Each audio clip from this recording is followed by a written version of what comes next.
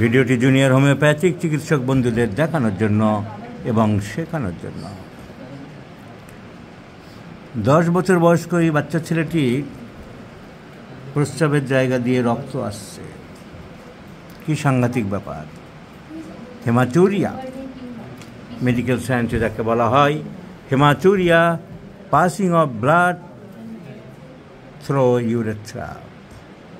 কিন্তু কেন এইটুকু ছেলের প্রস্রাবের জায়গা দিয়ে রক্ত আসবে কেন?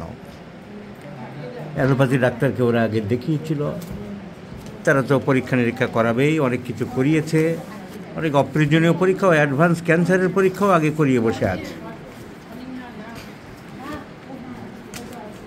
তো দেখা যাচ্ছে যেটা বেসিক কারণ, রাইট পেলভি ইউরেটারিক জাংশন, কিডনির ঠিক পরেই যে জাংশনটা আছে সেইখানে স্ট্রিকচার হয়ে আছে, ছোট হয়ে আছে। রাইট পেলভি ইউরেটারিক জাংশন সেইখানে কনস্ট্রিক্টেড হয়ে আছে, ছোট হয়ে আছে। তার মানে কিডনির এই ক্যালিসেস মাইনরের এখানে স্টোন হতে পারে, যেটা ছবিতে ধরা পড়েনি। তা নাহলে এখানে হাইড্রোনেফ্রোসিস হয়েছে, প্রস্রাবটা পুরো বেরোতে পারছে না। তো সেই জন্য ডান দিকের কিংবা সেই পাথর একটা ঘষা খেয়ে খেয়ে ব্লাড বেরোচ্ছে বলে আমাদের মনে হচ্ছে। সো হয়তো নিচের দিকে ইউরেটারও পাথর থাকতে পারে, এখানে ধরা পড়েনি। ইউরেটারও যদি পাথর থাকে, সেই পাথরটা যদি গাটা অসমান হয়, তাহলে ঘষা খেয়ে খেয়ে ট্রানজিশনাল এপিথেলিয়াম যেটা থাকে ইউরেটারের, সেখানে ঘষা খেয়ে খেয়ে ব্লাডারে রক্ত বেরোচ্ছে, সেই রক্ত ব্লাডারে যাচ্ছে, সেই রক্ত পাস হতে পারে। এবং তার জন্যেই ইউরেটারের মধ্যে কোনো এক জায়গায় পাথর আছে বলে আমাদের ধারণা, তার জন্যেই হাইড্রো ইউরেটার হয়ে যাচ্ছে। কিডনির জল প্রস্রাব সব বেরোতে পারছে না, কিছু জমে যাচ্ছে, এবং সেই জন্য বলা হচ্ছে দ্যার ইজ হাইড্রোনেফ্রোসিস।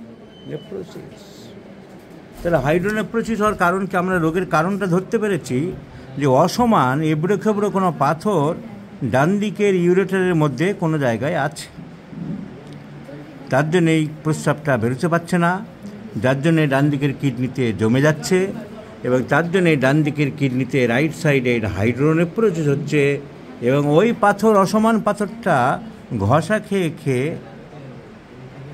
যেটা হচ্ছে অক্সালেট স্টোনটা সাধারণত এরকম হয়, আমড়ার বিচির মতন রক্ত বেরোতে পারে ফোটা করে। 3 রকম পাথর হয়: oxalate stone, phosphate stone and uric acid stone.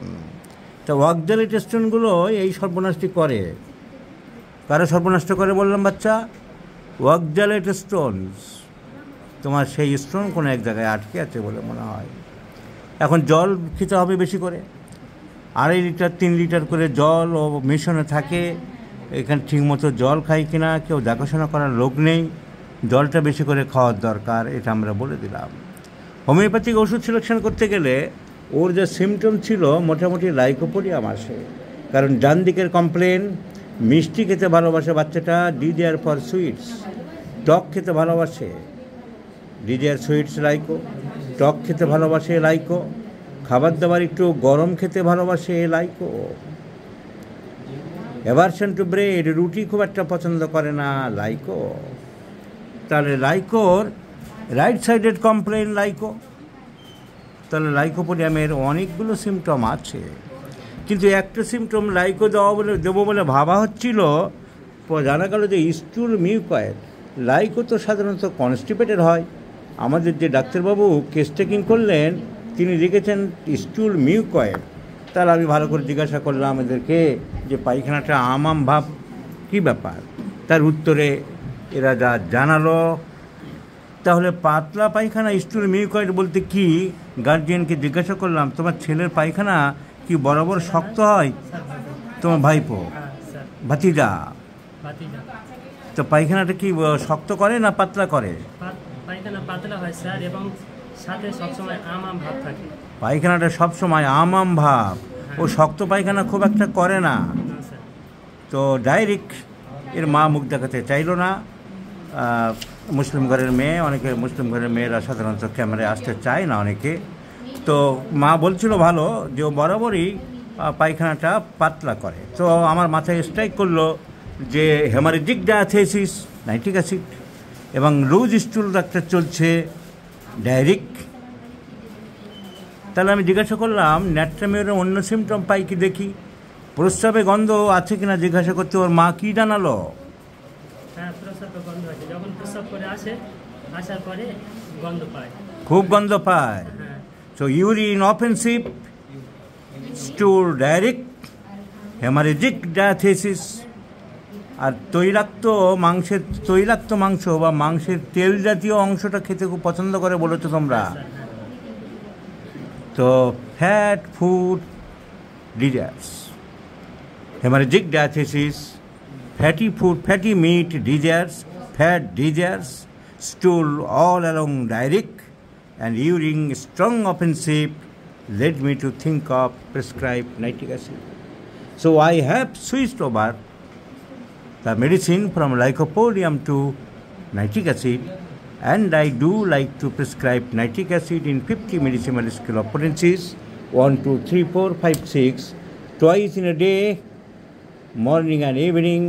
That means BD, that means B's in dice, that means twice in a day, and let's see the result.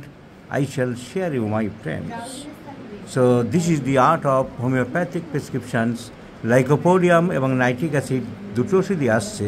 Case taking করা অনুযায়ী লাইকোপোডিয়ামেই আসছিল, কিন্তু খুঁচিয়ে আমি ওই একটা পাতলা পায়খানা দেখে অন্যান্য সিমটম মিলিয়ে দেখা গেল নাইট্রিক অ্যাসিডটা বেশি কভার করছে, কারণ তৈলাক্ত জিনিস, তেল জাতীয় খাবার, ফ্যাট জাতীয় খাবার পছন্দ করে। হেমারেজিক ডায়াথেসিস লাইকোপোডিয়ামে অত বেশি নেই,